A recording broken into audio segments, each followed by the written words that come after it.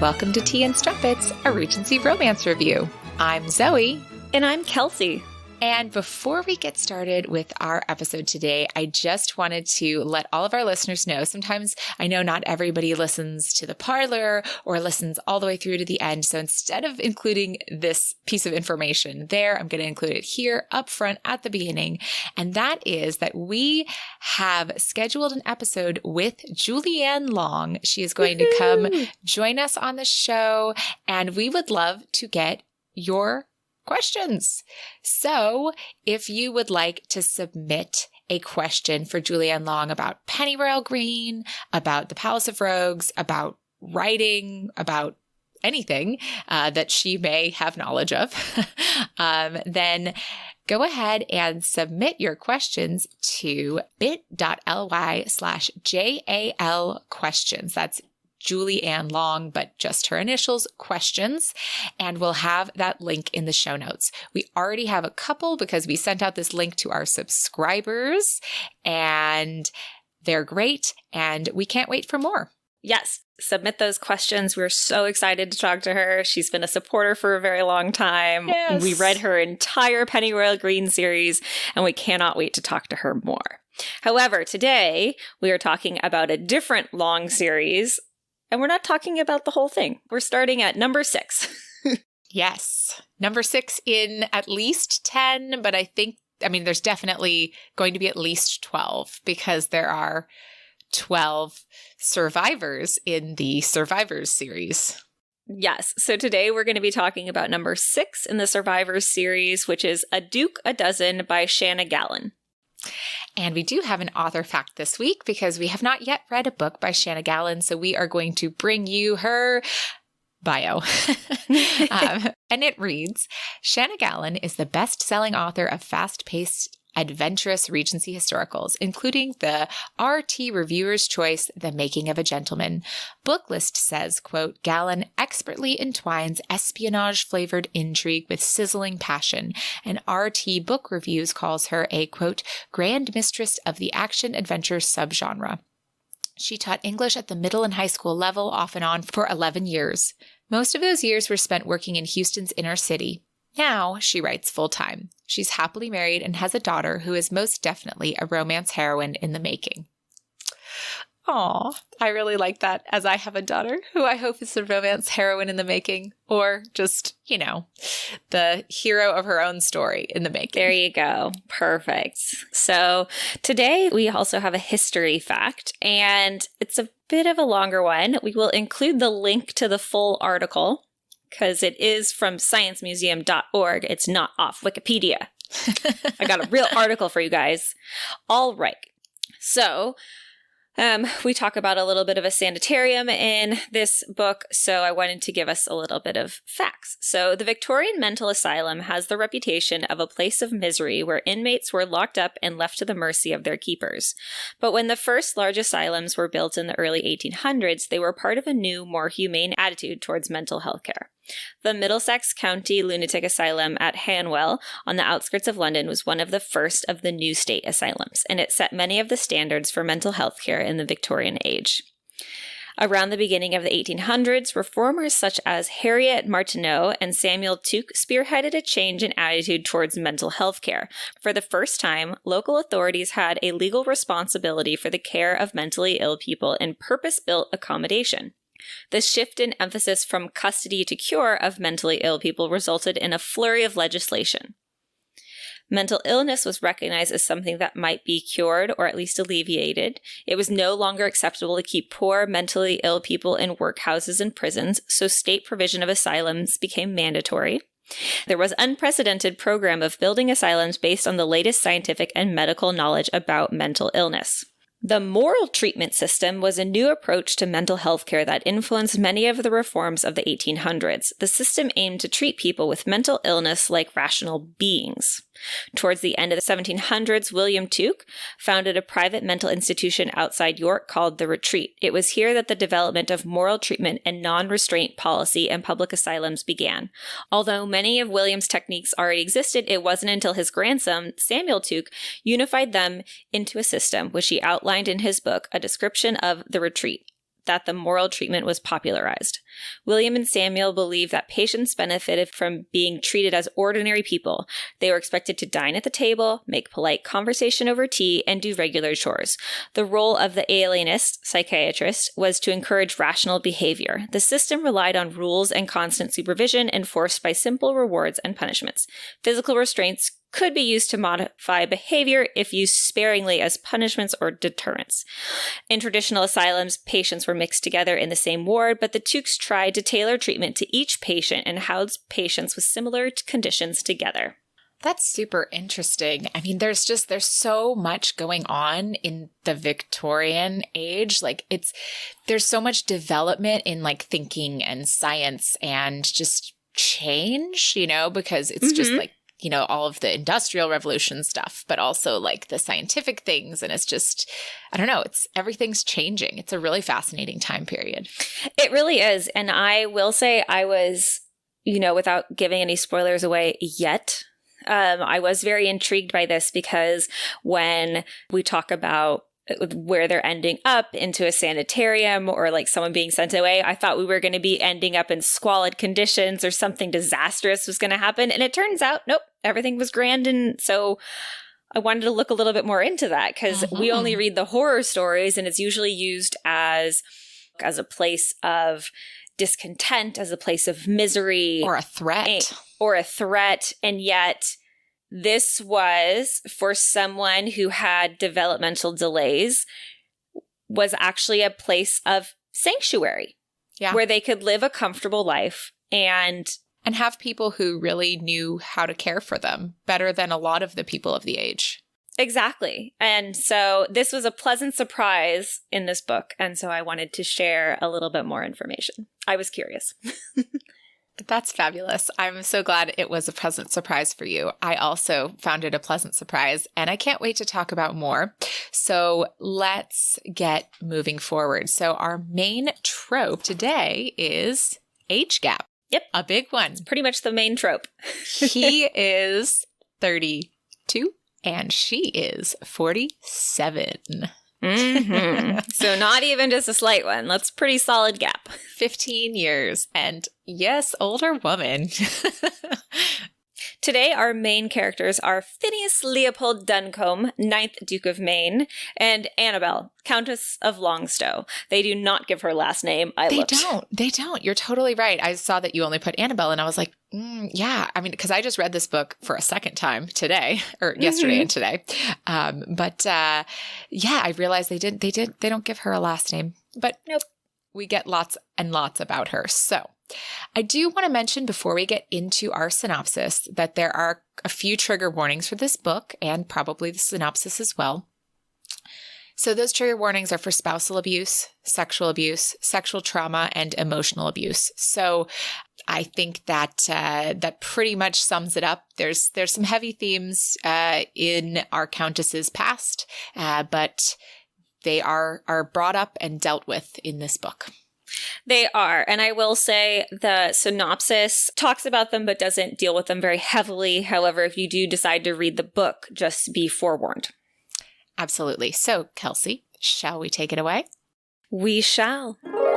Phineas Duncombe is the newly minted Duke of Maine. He never expected to inherit the dukedom, seeing as he was a 5th son. However, it seems all his idiot brothers had managed to die shortly after inheriting the title. The most recent brother, Finn, had been doing his darndest to protect, and yet he still managed to fall from his horse and hit his head, dying instantly.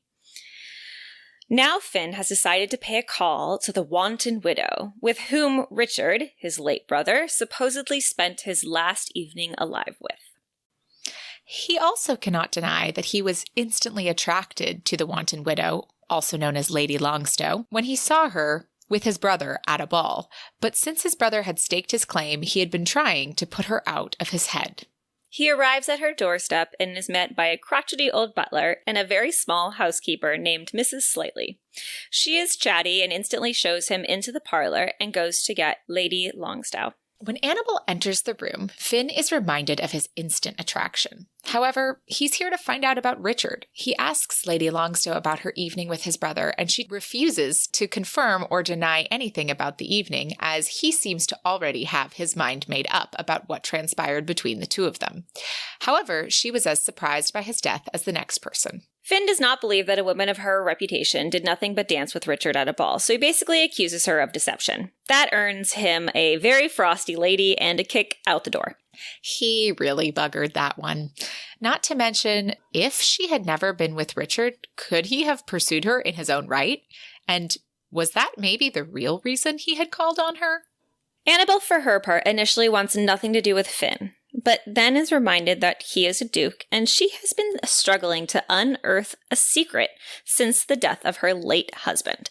She could really use a powerful duke to smooth her way. So she finds her way to Finn's door with a proposition. To say that Finn is surprised when Annabel shows up at his door is an understatement, but he is not one to let an opportunity slip away. Annabel is there to ask him for help in ascertaining the location of her daughter. She had only ever had this one child, and it was clear from the onset that her daughter would never have a normal life. She did not progress as a normal child would, and while Annabel would have been happy to care for her for the rest of her life, her husband did not want to stain the family name with an aberration. So he took the child from Annabel when Theodosia was only 2, and withheld her location from Annabel even after his death. Annabel presents her case to Finn and even offers payment. If not monetary, maybe some other arrangement? Surprising her, Finn tells her that no payment is required. Quote, "As much as I like the direction you are taking, Long, I must ask what the hell you are doing." She looked up at him from under her lashes as her hand moved to remove the next pin. God, yes, he wanted that pin gone. "I'm undressing Maine." "Thank God. Take it all off," he wanted to say. Instead, he said, "I see that, and I cannot believe I'm saying this, but do stop." "Stop?" She frowned at him. "Don't make me say it again. I don't know if I can manage." She gave him an uncertain smile. "You don't want me to take my dress off?" "Of course I want you to take your dress off." What did she take him for? He very much wanted her to take her dress off. "But I don't want you to disrobe like this." So Finn decides he will help her because he wants to, and completely focuses on where to start looking for the information on her daughter's whereabouts. They decide to go to Sealed House, where the current Earl's family lives. He is underage, so his mother, Lady Wavenwell, has domain over the house and Annabel's late husband's papers. At first, Annabel does not wish to make the journey with Finn. It would be unseemly, and also she has terrible memories of the house and does not wish to return. However, she concedes to go with him because it will make introductions smoother if she is there. So arrangements are made, and they head out to Sealed House. On the way to their destination, they pause for a leg stretch and to meet Finn's valet Reynolds, who has ridden ahead to make lodging arrangements. During that pause, Annabel and Finn have an exchange. He had made it seem that the journey to Sealed House was helpful to him for estate business, but that was a lie. He just wanted to help, and Annabel would not believe that it was just an altruistic gesture. Quote, "I've made no secret that I'm attracted to you. It's hardly a crime to wish to spend time with a beautiful woman." She looked at him as though he were a new species. "I am old enough to be your mother." "You would have been a very young mother. Regardless, what difference does age make? I am of age, and you would be beautiful at any age." To prove that he is no child, Finn reaches over and kisses Annabel. She does not push away, so he deepens the kiss. Eventually, Finn brings it to an end, and while it ends the debate on whether or not he was a child, Annabel tells him that this is all that there can be between them. While this is happening, Mrs. Slightly, who had stepped out of the carriage due to all the sexual tension, makes the acquaintance of Reynolds, the valet. He is a very handsome man and treats her the way a gentleman should treat a lady. They get their flirt on and become a very nice sub-romance to the main romance. Yes. The group carries on and eventually arrive at the inn. Finn and Annabel are having dinner when a fire breaks out in the main public room. Finn goes upstairs to help get the guests out while Annabel is told to leave. She helps organize a bucket line, but then must wait for Finn. While helping clear the room, Finn feels something strike him in the head. Luckily, the innkeeper was able to grab him and they make it out of the fire, but now Finn has a splitting headache and is bleeding. While they await a doctor, Annabel and Finn learn more about each other and reestablish the attraction between them. Quote, Annabel, the Countess of Longstowe, was the woman he wanted, now, forever. The next day, they are on the move again, despite Finn's continued headache. They make it to Sealed House, and immediately Finn can see that he will need all his famed negotiating skills with Lady Wavenwell. She's a bit of a harpy. They do succeed in getting an invitation to call back the next day. That night, Annabel invites Finn to her room. Of course, she gets impatient and goes to his room instead. Quote, she wanted him to take her hand again. She needed to touch him. For the comfort, yes, but also because she liked his touch. He had said he thought she needed a lover. He might be right. Until she had spent time with him, she hadn't realized how much she craved touch and affection. Every time his arm brushed against her, or his foot nudged hers, or he took her hand in his, she wanted more. However, while we do get some undressing and kissing, we don't get an encounter here. Finn wants Annabel to bring down her shields and feel free to be herself. She tries, but there's still a lot of trauma from her late husband, and she ends up going back to her room that night. The next morning, they go back to Sealed House. Annabel is given access to her late husband's papers. She has to fight her own fears to get started, though. The library is exactly the same as when he was alive. It even still smells like him. She knows she only has a limited time, though, so fights her fears to get through the papers because finding Theodosia is the priority. For his part, Finn is asked to entertain Lady Wavenwell's daughter. She will be coming out next season, and an association with the Duke will be beneficial. The girl, though, asks Finn to come outside and help her liberate her rabbit who is destined for stew. While they are looking at the hutch, there is a gunshot that just misses Finn. Annabel hears the gunshot and comes running out. After it is determined that everyone is okay, they take their leave with hope to come back the next day. On the way home, things get steamy in the carriage. Annabel suggests that maybe the shot was destined for Finn, that maybe his brothers did not die in an accident. But Finn is not really listening to that. Instead, he's listening to the jealousy in Annabel's voice when she asks why he went outside with Lady Wavenwell's daughter. This leads to kissing and finally to touching.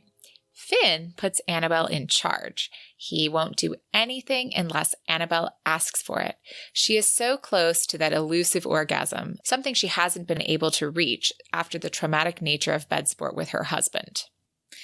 Yet they arrive at the inn too soon. But that does not mean they do not have the evening. Annabel arrives at Finn's door after dinner. Annabel tells him her history with her husband, with her lovers. While she may have the moniker the Wanton Widow, she has not actually had a lover in 10 years. And that is rectified when we get Encounter 2 and 3, where working together, they are both orgasmic. The following morning, they are allowed back to Sealed House, but not for long. Fortunately, Annabel is able to ascertain the location of her daughter. They decide to head there directly after leaving Sealed House for the last time. They may also have left Sealed House with an extra passenger in the form of Twitchy, the liberated rabbit. Annabel is rightfully very nervous on the journey toward her daughter. So Finn sets out to distract her, and if you can guess, it's a very steamy distraction. Quote, she held him afterward as though he were the one who needed comforting, as though he were the one about to meet a long-lost child. And yet he put his head on her shoulder and welcomed her caresses. He feared the closer they came to finding Theodosia, the closer he was to losing Annabel. They arrive at an inn, and it is too late to see her daughter that night, but arrangements are made for Annabel to see her daughter the next day. This is the first time she will ever meet her grown daughter. And although 20, Theodosia is very childlike and does not hear well, nor can she read. She does, however, have a good friend and has been living in a sanitarium that is actually helping and not hurting her. Annabel is so overjoyed to see her. Sadly, though, the doctor tells her that Theodosia's heart is not strong and she may only have a year or so left to live. Annabel had originally hoped to take her back to London with her, but instead realizes that she will have to move closer to her daughter so she can spend as much time with her as she can. While she is meeting her daughter, Finn is told that there's actually someone at the sanitarium there to see him. And it turns out it is his brother-in-law, John. He tells Finn that he's there to take him home, that Finn needs to stop his relationship with Annabel and come home and marry a girl who can give him heirs, because his mother says so. Finn, in response, tells him that he's a grown man who can make his own choices. When they get back to the inn, Annabel breaks things off with Finn. His job is to marry and sire heirs for the dukedom. She is pushing 50 and cannot provide that for him. She is planning to stay in Berkshire with her daughter, and it would not make sense for him to do the same. He needs to manage the estates. Quote, the words were clear, her meaning was clear, but he couldn't seem to wrap his head around them. He winced, anticipating the punch, but he would have her speak plainly. What are you saying, Annabel? She looked him directly in the face, her bright blue eyes clear and steadfast. I'm saying goodbye. Back at the inn, Annabel gives Meg, Mrs. Slightly, the news, and she goes to Reynolds to say goodbye to him. But he asks her to marry him instead. However, the two are interrupted when Finn returns to his room, so Reynolds and Meg quickly hide in his dressing room. They are making plans to sneak Meg out when Annabel arrives at the door. Finn is hoping she has changed her mind and goes about trying to persuade her, even declaring his love. But then they are interrupted by another knock on the door from his brother-in-law, John Clare. Finn tells Annabel to go into the dressing room while he deals with him. So Annabel is shocked in the dressing room. So Annabel is shocked to see the dressing room so full, but then everyone realizes that Mr. Clare has a pistol and is planning to use it on Finn. It does turn out that those accidents that killed all the previous dukes, not accidents. John Clare plans to have his adopted son take over the dukedom. Turns out he thinks all of Finn's brothers did not deserve it. It should have been his, but since he cannot legally have the dukedom, it can at least go to his ward. However, Reynolds comes to the rescue and rushes out at Claire. He is shot in the process, but it gives Finn enough time to get the pistol away from him and subdue him. A surgeon is called, and Annabel is doing her best to comfort Meg and Finn. In the end, Reynolds survives, Meg agrees to marry him, and Finn and Annabel reconcile. Nothing like the prospect of death to make people get over themselves. Quote, she went to him, wrapping her arms about his body, which was stiff from surprise. I do love you, Finn. I do want to be your wife. That is, if you'll have me. He started violently, like a dead man reanimated. If I'll have you. Annabel, the only question ever was whether you'd have me. He twirled her around, barely keeping her feet from hitting the edge of the bed. Annabel, I love you. You'll marry me? He looked down at her, concern furrowing his brow. I'll marry you. Oh, so very cute. And we don't have an epilogue in this one, but we have something that we have actually in almost every book of this series, which is that the last chapter is featuring the hero of the next book and giving you a little bit of interest about them. So no epilogue, but definitely made me want to read the next book. However, we're here to talk about this book, so shall we first adjourn to the parlor? We shall.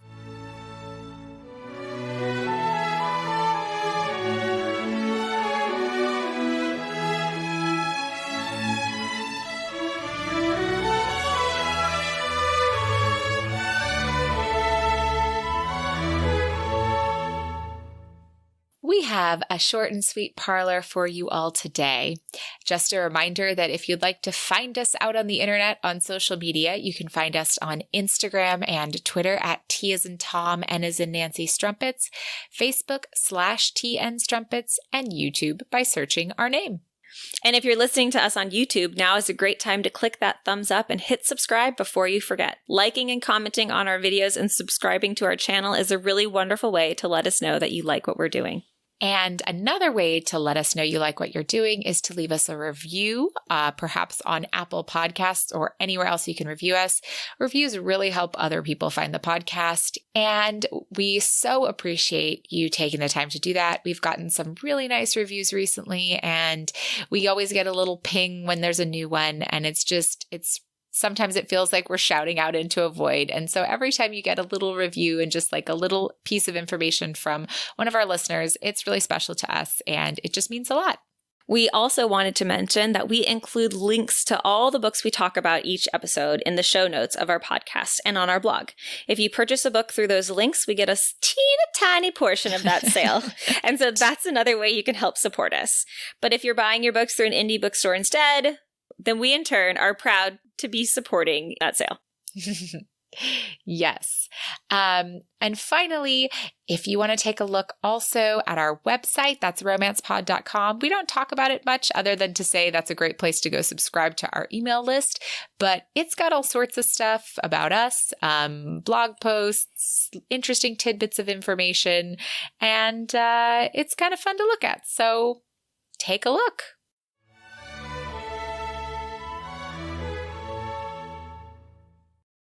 Hello, listeners. I'm Shar. And I'm Kelly. And together we host Drinking and Screaming, A queer and feminist podcast about horror movies and cocktails. We're an approachable show for horror fans and scaredy cats alike, with each episode featuring a unique and in-depth discussion on a different horror film. From classics like Alfred Hitchcock's Psycho. Spoilers, he's an awful human being. And The Exorcist. That famous puke was made with pea soup. To modern films like Hereditary. Where we spoke with Charlie herself, actress Millie Shapiro. And host. We interviewed the full cast. You'll be sure to have a great time and maybe learn something new. And we're a film podcast that isn't just a bunch of bearded white men. Who knew? Drinking and Screaming has 4 full seasons out now wherever podcasts are found. And remember, always scream responsibly. All right, now, Zoe, let's talk about this book. I know you've got very strong feelings for it. I do. And so I was really excited because this is the second book in the series that I read. So I read the book that comes, I think, before this book. And I thought, oh my gosh, that's the best book I've read in 2021. And then I read this book and I said, well, no. Now this book is the best book I've read in 2021. Spoilers for my opinions here. However, then I've gone back and read pretty much the entire series, and I have some comments about that later. But, so there were a lot of reasons that I really wanted to bring this book onto the podcast and shout about it from the rooftops. But I really like what this series is doing. Like, I think there's a lot of really commendable things about the way that Shana Galen is approaching this series and building her world. And so I think, like, a lot of the things that we talk about on the podcast about wanting to see in contemporarily written historical romance novels are in these books. Mm-hmm. Like, there's so many different perspectives, characters, backgrounds, little moments of things. And again, I get a little bit more from reading almost the whole series, but I just sort of like got that even within the first and then the second books that I read. And I was like, I see what she's doing here. It's fabulous. I don't know why more people aren't talking about this series. However, I suggested this book, for the podcast, and I know you had a little bit of a hard time getting into it. So I would love to hear your thoughts. Yes. So for me, I had a hard time getting into it. It didn't grab me on the first page. And to be fair, I got even halfway through it and stopped and didn't pick it up again for almost a week and a half. Wow. But I didn't read another book in that week and a half either. I just didn't do anything in that week and a half. However, once then it kind of got to the exciting things, then there was more happening. I could get into it. I will say I did like the characters. I liked the conversation. I thought it was a bit more of a straightforward romance, which was nice. Mm-hmm. It didn't have a bunch of running around themes. However, I think for me, reading the book, I think I loved the sub-romance better than the main romance almost. Yeah. I think I just found that more dynamic and it grabbed my attention more. That's so funny, but wonderful.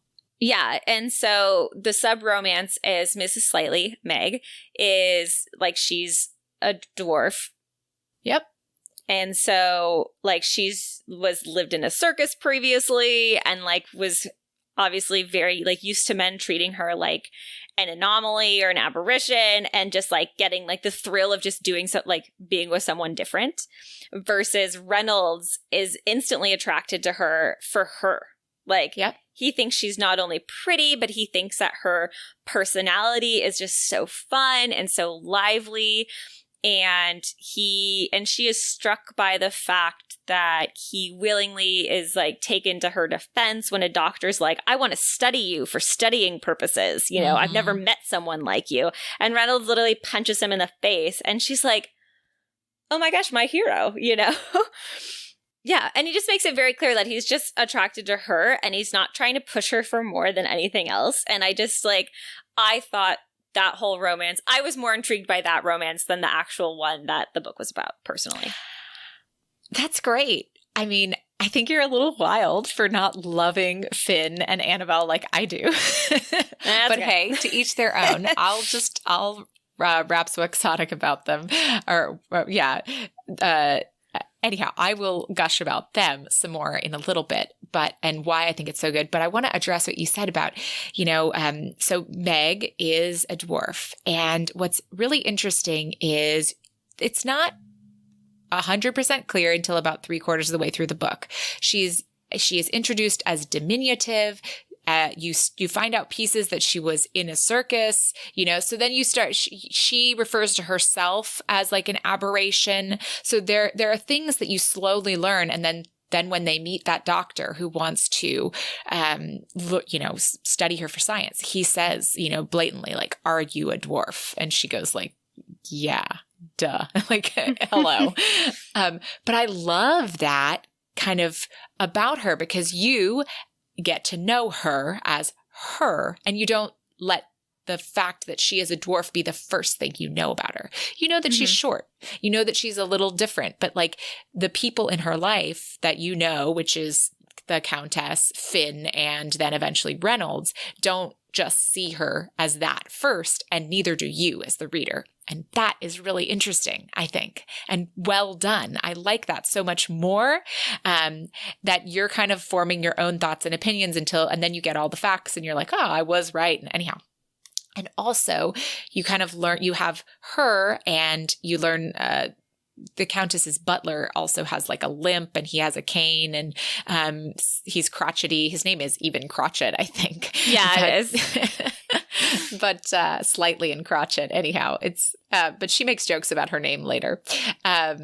But those are the Countess's, main servants that you meet. And so you kind of learn right away, like she has this sobriquet of the wanton widow, and society thinks of her as this like, loose woman. But the moment that you take a second to look into her life, which isn't that hard to do, her housekeeper and her butler are not what you would expect, right? And they're people who maybe need someone who has a little bit more of a,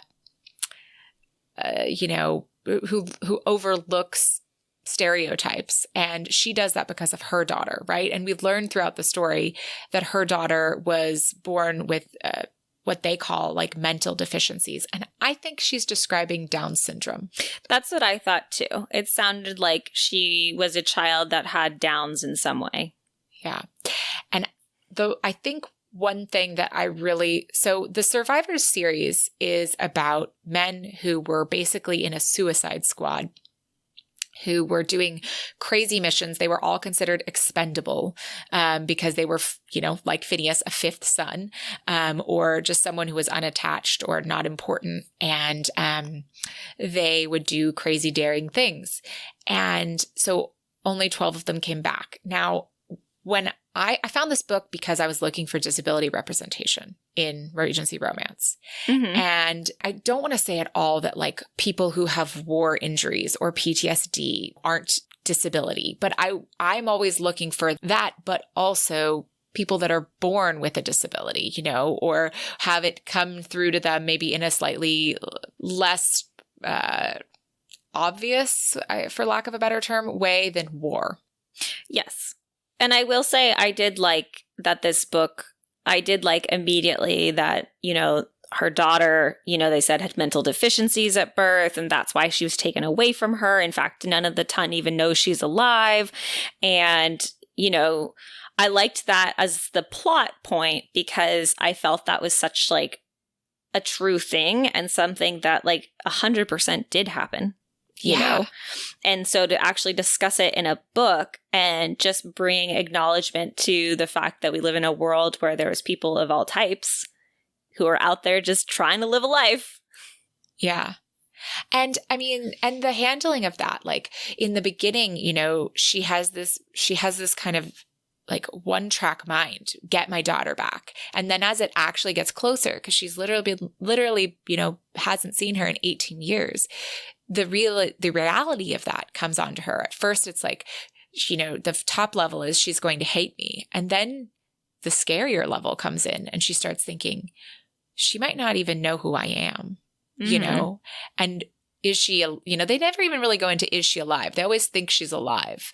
That was never really a question. They seem to know that, you know, she's like, I know she's alive, you know, that wasn't a question. But it's very much, you know, as she gets closer, will she even know who I am? Like, I have such clear memories of her, but obviously a 2-year-old doesn't have much memory at all, especially not a 2-year-old, you know, who isn't at the same developmental level as, you know, most other children. And I will say I loved the scene where she meets her daughter. Yep. And they tell her that her daughter has a friend, and her friend is someone who fell off her horse at the age of 16 and had severe brain damage and was brought to the sanitarium because obviously the brain damage was permanent.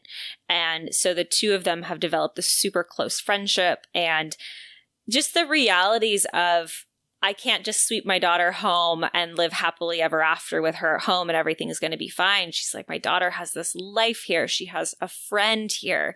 I can't disrupt that. And she like, that is such a great scene. And just the way that that's handled, and like the kind of realization as it comes to Annabel, and also kind of her going, okay, well, then I will change my plans to do whatever I can to spend as much time with her. You know, like, I won't uproot her life. I'll uproot mine. Because that's, you know, I feel like that's what kind of being a mother is all about. And 100%. So it was really a great scene. I agree. And I did just like, as I mentioned in our history fact, I like the fact that the doctors and the nurses weren't terrible people, you know? And it's funny because you get the doctor, and the doctor's name is Dr. Poppenbach. Yeah. Which is a great name. And in fact, there's a great scene in the book where Finn's like, it's Dr. Poppenbach. And Annabelle's like, you're not serious. He's like, oh no, that's his actual name. Don't worry. I'm not making fun. It's true. But the fact that, you know, he takes her aside and tells her, like, you know, they were given clear instructions to not only not reach out to her about her daughter, but also to turn her away should she ever show up. Like, those were the Earl's instructions for Annabel with the doctor. But also just his ability to see past that. And obviously it's like the late Earl. And so many of our books are like, no, you're turned away because the Earl's wishes supersede yours as the woman. You know, it wasn't like that. It was very much like, here's the situation. And the doctor was like, I want to shoot it to you straight. Can I do that? And Annabelle's like, yeah, shoot it to me straight. What do I need to know? Yeah. And it was, so it really took like a lot of kind of heavy themes and put them in a really, I would say, like, funny, joyful book. And I think that the way it was able to be executed like that was because of the dialogue between Finn and Annabel. They were open and honest with each other, like, all the time. They have their one little moment of like, I can no longer be with you. And then like the next morning, like, then I got mad at the book at that point and I put it down and I was like, I can't believe it. And then I came back like later that day and picked it up, and it was like the next morning they like talked to each other again. And so I was like, okay, like, it literally the next chapter it moves on and they kind of keep going. Like, you know, the story continues pretty quickly. But I think their dialogue is just so funny, and they're so honest with their conversation with each other, and they're like so just like silly. And Finn is just such a sweetheart. Like, he's such a sweet I will guy. say that. It's not that I, you know, and I think we can slowly start getting into our characters here. And I will say I didn't dislike either of the characters. It wasn't a general dislike. I think it was I just wasn't in love with them. Like, I wasn't like blown away by either of them. But I did like, I mean, I'm always for open and honest conversation. And that is something they definitely did in spades, like from the beginning. In fact, Finn pushed for it. He's like, whoa, whoa, whoa, just be honest with me. Shoot me straight. Like, tell me what you need me to do. And she's like, how am I supposed to trust that you're actually going to do this? He's like, because I'm telling you I will. Yeah. I don't know what other thing you need me to do for you here. There was a great thing when she was like, how can I can't remember exactly what it was. I think I have it highlighted somewhere, but it was something like, well, how can I be sure that, you'll XYZ? And he was like, I don't know yet. Like, I don't know how to prove to you that you can trust me, but I will think on that and see if there's a way, see if I can find a way, because it wasn't like, oh, I will show you with my actions. But he was like, I don't know what actions will do that, but I want to find a way. So give me some time. And I was like, that is like so like normal and honest and not just like, I am hero. So, hear me, hero. Yeah. And I will say too, and one benefit to Finn, I think we can start talking about our like of Finn here. I loved how he recognized that she had a lot of trauma from her past, even if, and a lot of the time he didn't actually talk with her about said trauma, but he recognized it and so made her like the driving force. It wasn't like he immediately took that kiss to the next level and started running a hand up the skirt. Like, he was happy to just let the kiss be the kiss, and then and he backed himself away from it. He didn't try to push further, and any time it was like, and then especially once he did want to go further, it was, do you want me to do this? What do you want me to do? What do you want to take out of this interaction? And putting her in that driver's seat without being forceful about it. Yeah, it was sexy. It wasn't like, over the top. Like, we've talked about this before. Consent is sexy, but also sometimes writing consent on the page can just feel like it's there for the modern viewer, But it didn't feel like that at all. It felt like there were two people like who really understood each other. And one of them was trying really hard to, to let go of some things. And the other person knew that. And so that's why like he was just really in tune to always being like, this is what you need. I mean, the other thing to mention is that Finn's skill in the Suicide Troupe was negotiations. So although they don't they don't need his negotiating skill that much. They're at Lady Wavenwell's for a day and a half.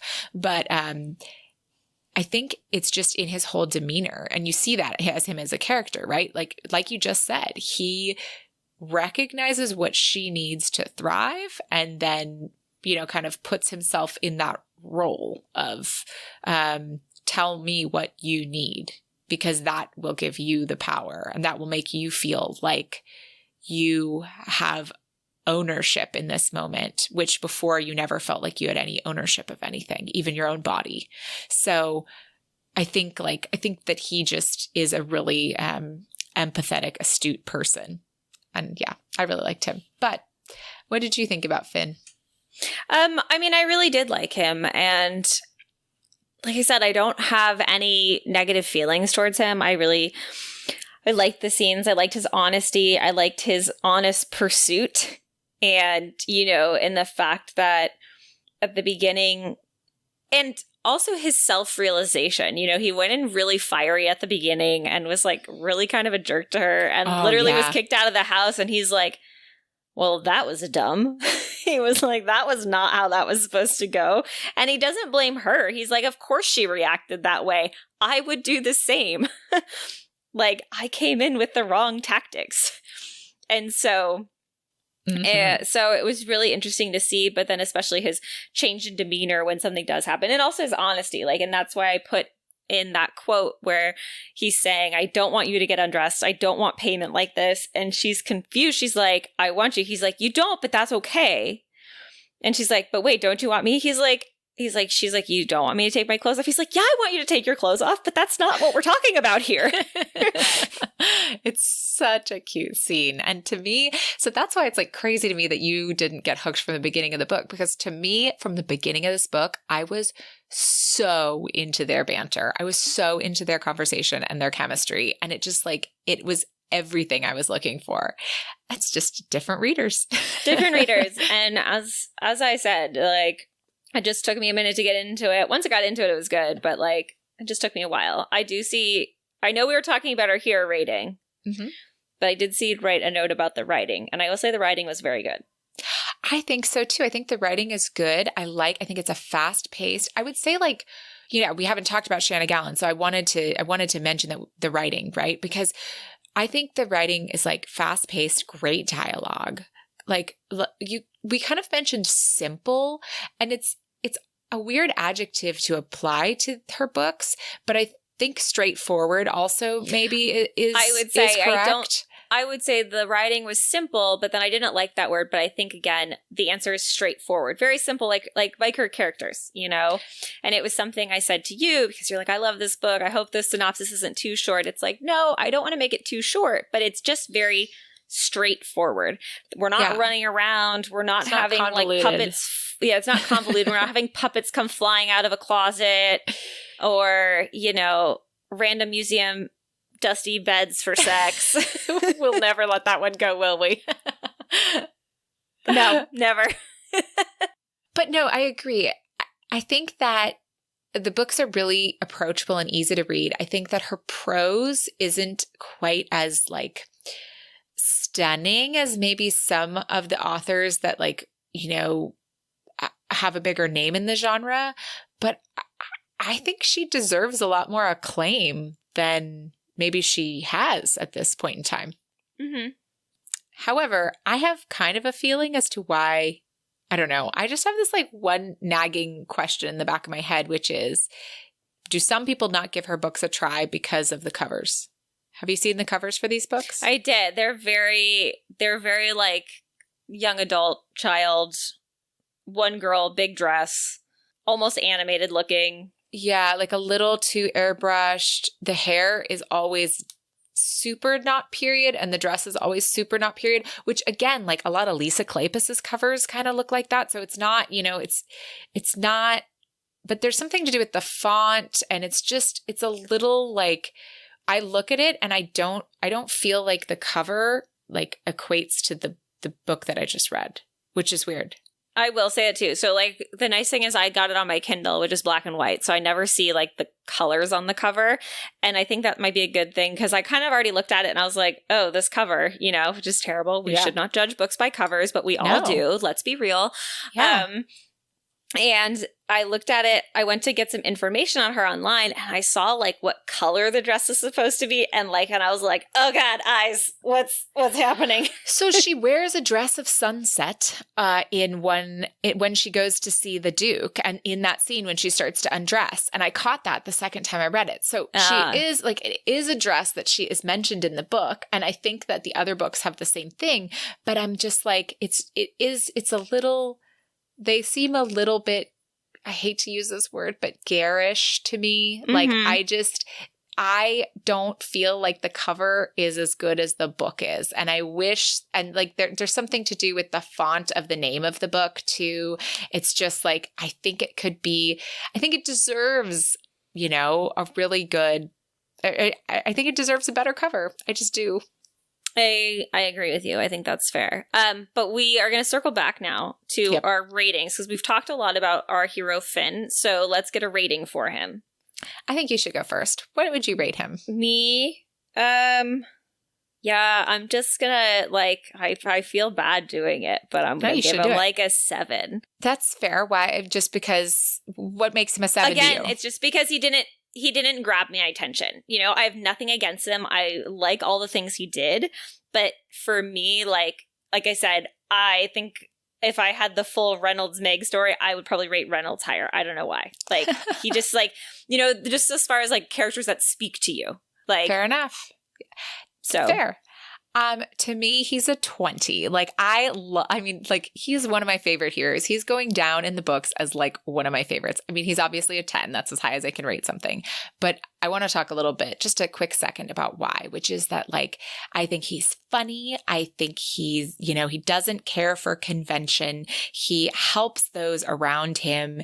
And like, he flies off the page to me. I love him. I love that he falls in love with this older woman and, thinks that she'd be beautiful at any age because he loves who she is inside and he's attracted to her. And he's so open and honest about all those things. I love him so much. There's so many quotes by him that I just love. So he goes down in like my top 5 heroes list. I love him that much. Awesome. Well, that's amazing. Good for you. Yeah. Okay. And let's talk about Annabel because we haven't managed to talk about her yet. We haven't. Gushed about Finn. I'll try to be a little faster, although maybe that's unfair to her. I think what the writer is trying to do with this character is awesome. I think that what she sets out to do is create like this complex woman who has a bad reputation and who isn't, who is kind of held down by her reputation, but obviously has a lot more to her character than that, which is the case of a bad reputation. But I think like I talked about with the characterization of learning about her servants and the way she treats those around her. And like, there's one moment when she like is mad and upset about everything that's happened with her daughter. And she like snaps at Meg and tells Meg to get back in her place, Yeah. And because Meg says like, it's not my place. And she's like, well, then maybe you should get back to your place.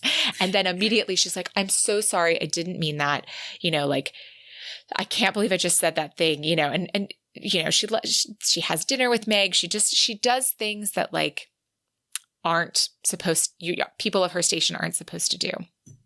No, and I think that that's something that speaks to her. I think she is a complex character. I think that, you get the bits and pieces. She was married like really young, like really didn't even have a season, was just kind of like, you're marrying an earl, here you go. He Dutiful. was...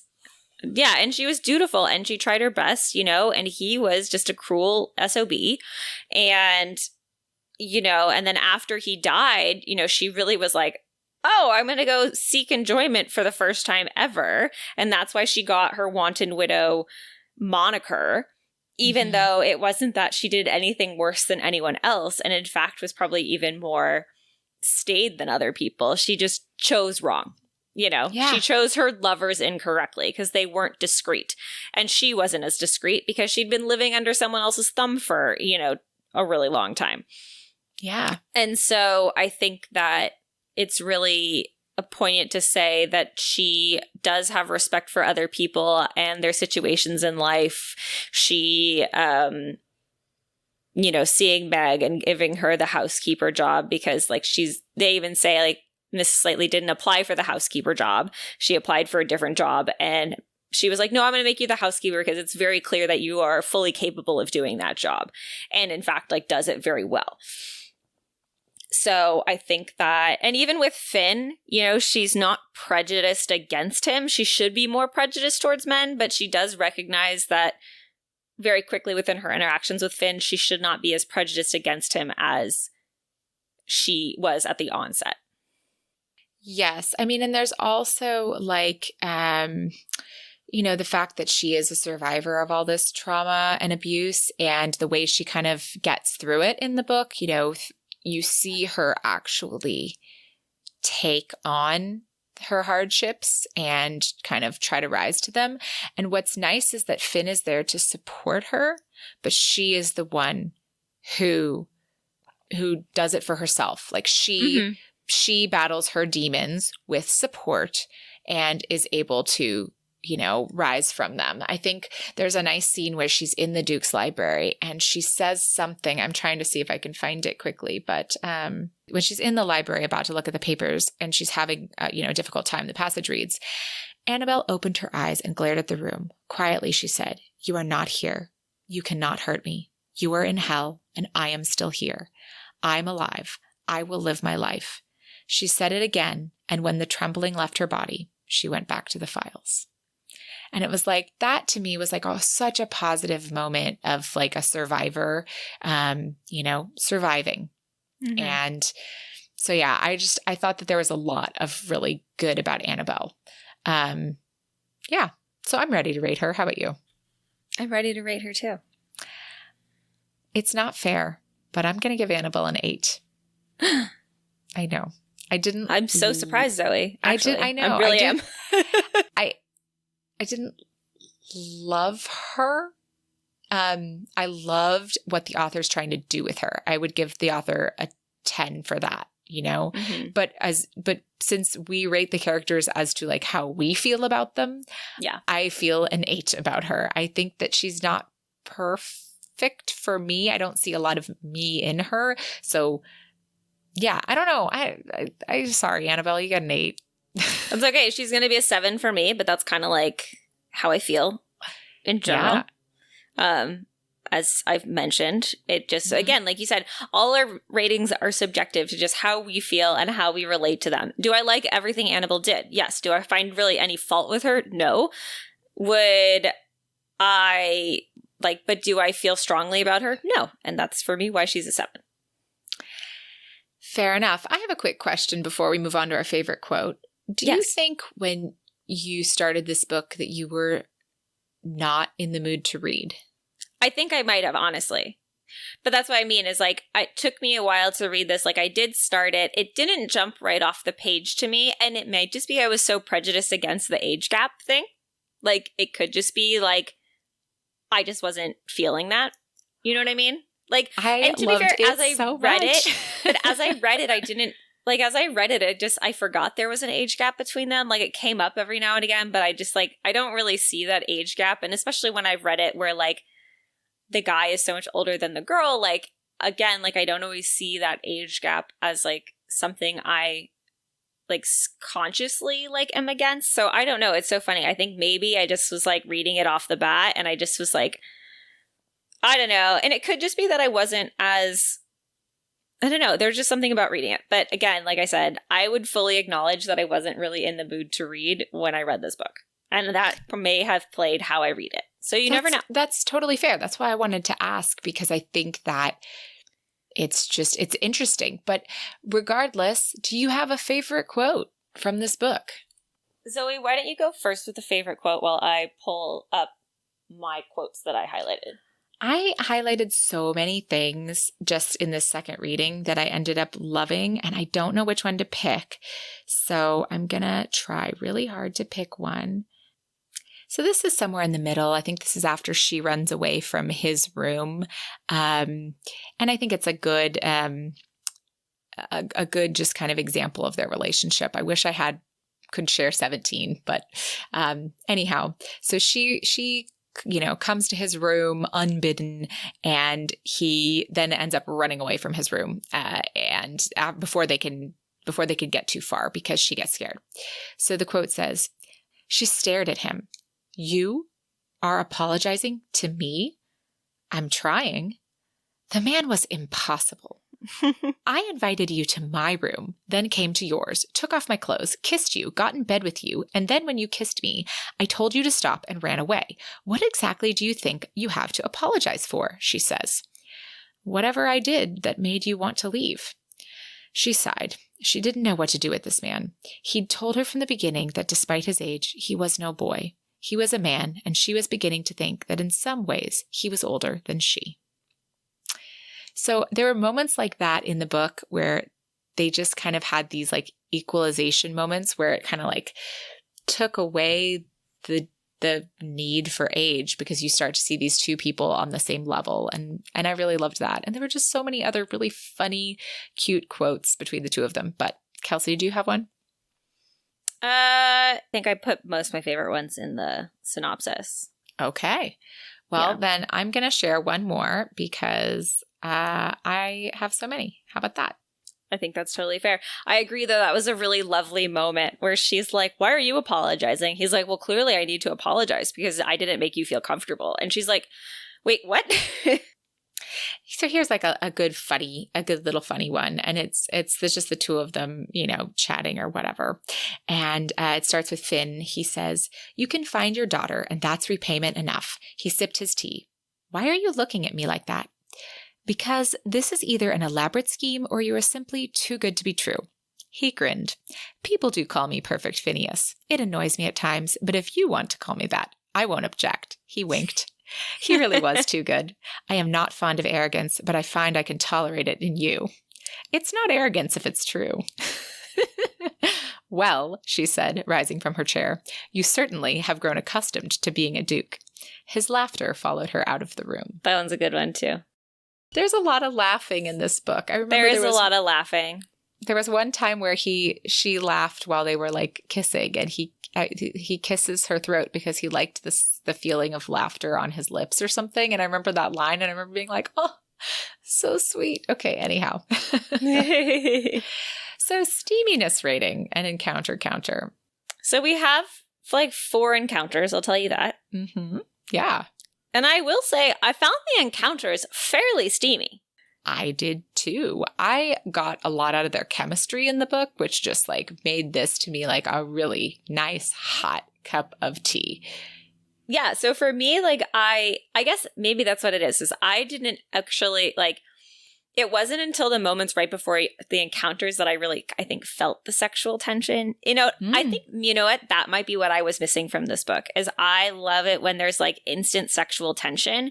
And I don't think the writing really provided me that same sort of tension that I'm used to. Like it was nice and the attraction was there and I didn't deny the attraction, but it wasn't like that like instant chemistry, sort of thing. I think that was a little bit slower to build. It kind of happened like once they kind of got on their journey and had their combined purpose together. Yeah, because he's so, "I am attracted to you," and she's so, "I am not a sexual creature anymore." Yeah, and and I think that's totally it. And I think that as you said, like it's banter, it's funny, but it's not like, steamy sex talk, Mm-hmm. But I think that once you get into the scenes, like I will say, like the tea gets hot there. Mm-hmm. It gets nice and hot. Yes. But again, like we said, consent is sexy. Yeah, it is very. All right. So our feminist recap. I mean, this is such a supporter. It is beyond a supporter. It is 100% a supporter from Mrs. Slightly, aka Meg, to Annabel, to her daughter Theodosia, to her daughter, and the friendship, and the sanitarium, and the nurses at the sanitarium. Well, and she does get to give a nice send off to Lady Wavenwell, which like her send off to her is like, "I hope your son isn't anything like his great uncle of her," which is her ex-husband, which is actually like a great send off because it's not actually like mean to anybody except for her abuser. Yeah, no, exactly. And it's like, and even though Lady Wavenwell like doesn't like her because of her wanton widow status or, her moniker, like she does let them stay. She does realize the benefits. She does let her look through the papers. And even after she's like, "It's too dangerous to have you guys around because people are getting shot at," she still lets them back. Yes. I mean, and there's so many, that's like the little stuff. The big stuff is all the stuff we've already talked about. This is such a supporter. The world that Shana Galen has built with this whole Survivors series is so diverse. And I want to talk a little bit about that before we get into our final book rating. Because I just, because I think it's important and it's why I love this series so much. And I sort of alluded to it in the beginning that like, when it's war trauma or PTSD, that almost feels like a subsection of disability rep. And it's very important and wonderful. And I love reading about it. So I was very surprised that the Survivor series is not all about necessarily like war trauma. So yes, some of the characters have war trauma. In fact, they all do, and they all admit to that, but a lot of them have other things. So the hero of the first book is very dyslexic. And that is why he's a third son and he's counted out of like his family because they think that he's a dumb brute. And so he goes to war, you know? And so to me, that little moment of like, oh my gosh, these are people who already kind of have something they're struggling with. And then of course that has them end up in this thing. And anyhow, each of the characters are really unique. And the fact that she peppers this world consistently with different people. There's a line in this book where Mrs. Slightly has to pack the Countess's things from an inn, and she just complains about the fact that she's going to have to pack everything damp because she's been doing the laundry. And like, that's a peek into normal life that we often don't get with Regency historical romance, you know? And so like that kind of view, I really appreciate. In a lot of the books in this series, you get a sub-romance, just like you get with Reynolds and Meg. And in at least one, if not two of the books, those sub-romances are of Black characters and Black couples. And I loved them. I've read a lot of books and I can't remember if it's two or if it's one, and I'm sorry, but like the dressmaker, Madame Renaud, I don't know. It's French. I can't say it. She is Black and she gets a story. And yeah, that I think there's another novella I read with two Black characters recently. So I think there's at least one. There's also two Portuguese women who have stories. And there's just so many other interesting people. There's someone who loses their sight. There's someone who has, facial burns. There's all sorts of really dynamic, interesting characters. I will say that books. that intrigued me because I know you really liked it and you said you'd gone on to read the rest of the series. So I did read like the blurb, like the little synopsis blurbs, like the back of the book blurbs on every book in the series last night when I finished it. And I will say I was intrigued. Like I really liked the idea of the one who'd like lost his sight, That's the one I read before this. And it was the first, well, it's actually the second book I read, but it's really, really good. It's really good. And then there was the one that at the end of this one they kind of tease you to is he married before but actually hasn't seen her and they're estranged and now they have to get back together. And so, that I think is really interesting. So I will say I was definitely intrigued by the plot points of all the other books, and I will probably pick up another one. I will say I wasn't turned off by this. I think that she has a lot to offer. I really liked the things, and I liked the diversity of the plots, as we were saying. Like you said, there's a lot of diverse characters. There's a lot of diversity in it. And I think the plots were all really interesting. They didn't seem the same. No. And that's what I think I liked. And most of the characters, because they are third or fourth sons, aren't nobility. This is really, I think, one or two of the only people that end up being nobility at the end of it, because they're all younger sons. So you just have a view of often a different part of London or Scotland. There's one that actually is I think it's the Highlanders' Excellent Adventure. It wasn't my favorite, but it was interesting because it was absolutely two love stories at the same time. Well, they did say that I read in the synopsis, I was like, this is a romance of two people? Yes. It's a romance novel with two love stories in it that are both the prime stories. It was fascinating to read. Anyhow, so there's just been so many interesting things. It has really gotten me on a reading kick. I love this series and I want more people to know about it. Well, Zoe, I think we're doing a good job of supporting the series, but we have to do our final book rating. Yes. So I'm going to surprise nobody and give this book a 10. I think that what she's trying to do with this book and what she does with this book is so worth it. This book's only a couple hundred pages. It's just over 200 pages. It's a pretty fast read. It's exciting. It has dynamic characters. It brings a world and perspectives to life that I think that we're asking for all the time in our historical romance nowadays. And so I applaud it and I love it. And that's fair. And I'm going to give this book a 7.5 because I liked a lot of things about it. It did not speak to me to warrant an 8. Enough. I feel like an 8 or above, it has to speak to me on some level, and I did not quite get that with this book. However, am I disappointed I read it? No. I think it offered a lot. Well, I'm glad, because if you were disappointed, we'd have words. No. It's not like the last book where both of us were like, if I don't read this again, it's okay. Yeah, please don't make me read that one again. It doesn't make me happy. This book makes me happy. And I'm really glad that, at least you were able to find something in it. And I know that you see all the things that I'm gushing about. It just didn't do it for you. And exactly. It didn't resonate with me, and that's okay. Not every book does.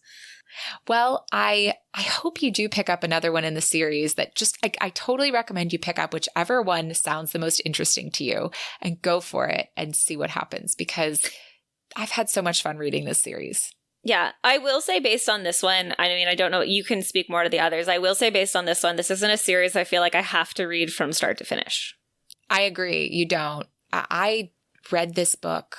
I actually, after I read this book, I went back and kind of jumped around the series and picked random books that seemed interesting to me. Sometimes the last chapter, like I said, is another person. And so I just had to read that other person's book immediately. But sometimes I wanted a different character that would pop up in one. And I would be like, wait a minute, what happened with him? Because there's always another survivor that pops up in each survivor's story, at least.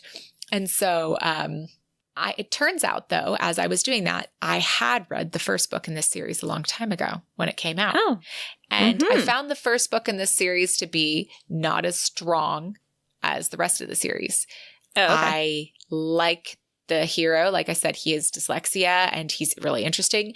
The heroine is a little immature to me. So I just it didn't resonate with me. And so I didn't continue. Or perhaps it was the first and the only book out at the time, because the first book was written in 2017 and she's written 10 so far. So that's a lot of books in the last few years. That's a lot of books. Mm-hmm. Yeah. So anyhow, the point being, pick one up, read one. There's so much exciting, cool stuff in this. If you're interested to see some of my thoughts, I have done some reviews on some of them on Goodreads. And so, yeah, there's some thoughts there, but yeah. Diversity in the Regency. Woohoo! All right. Well, it was really fun to talk about this book, but Kelsey, what are we reading next time? Next time, we are going to be reading Slightly Scandalous, which is Bedouin Saga number 3, because it just sounds really interesting. So we're going to read it. Yeah. We said we were going to read a Bedouin Saga by Mary Balog, and we're excited to do that. And I can't wait, because I know a lot of people really love it, and I've never read any Mary Balog. So neither have I. So we are going to get to it. We're going to hopefully have another author that we love, because we love collecting new authors. Got to collect them all, Zoe. Gotta catch them all. So thank you all so much for listening. Please, if you have questions for Julianne Long, submit those at bit.ly/JAL questions. And join us next time as we read Slightly Scandalous by Mary Balog. And may all your ever afters end happily.